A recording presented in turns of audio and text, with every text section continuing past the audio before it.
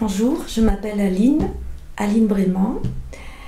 Voilà, j'ai accepté de faire cette vidéo pour parler de Tipeee et de l'apaisement émotionnel qui va un petit peu plus loin. Voilà, mon parcours est un peu atypique. À la base, j'étais, disons, soignante et dans la relation d'aide. J'ai travaillé en entreprise à Rhône-Poulenc Santé auprès de personnes handicapées, de personnes âgées. Et puis, je suis devenue sophrologue pour travailler plus dans la gestion du stress et le bien-être. Et praticienne PNL, programmation neurolinguistique, pour la préparation aux examens, par exemple, aux entretiens individuels d'embauche.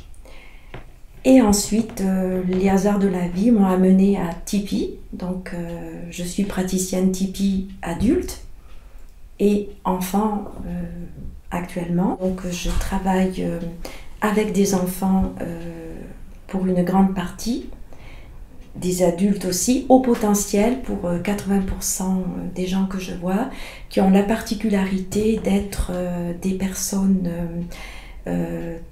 très sensibles et à haut potentiel perceptif et sensoriel, pas seulement intellectuel. Donc souvent des personnes qui découvrent cette méthode qui est en fait une capacité naturelle. Et on va un petit peu plus loin avec ces personnes, notamment dans la symbolique, et qui découvrent donc un moyen d'apaiser leur stress d'une façon rapide et efficace.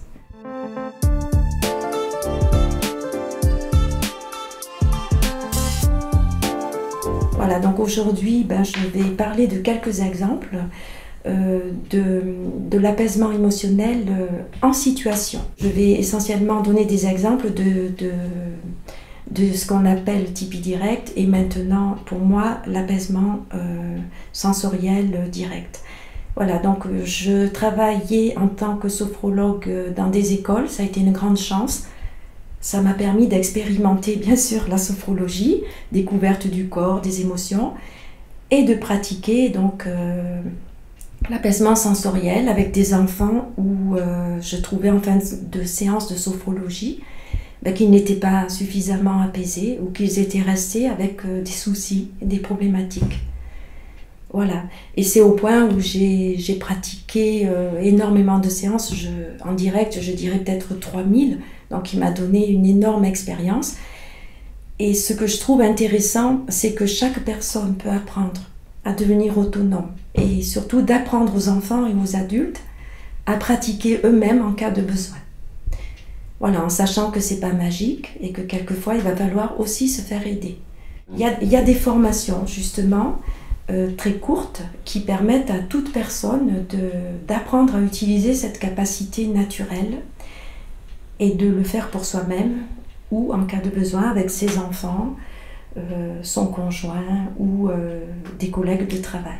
Alors moi j'aime me dire que je suis une accompagnatrice plus qu'une praticienne ou une thérapeute parce que ce sont les gens qui font essentiellement le travail et je suis là pour les aider à renforcer leurs capacités, apaiser, mais c'est eux qui font le travail. C'est ça qui est pour moi le plus intéressant.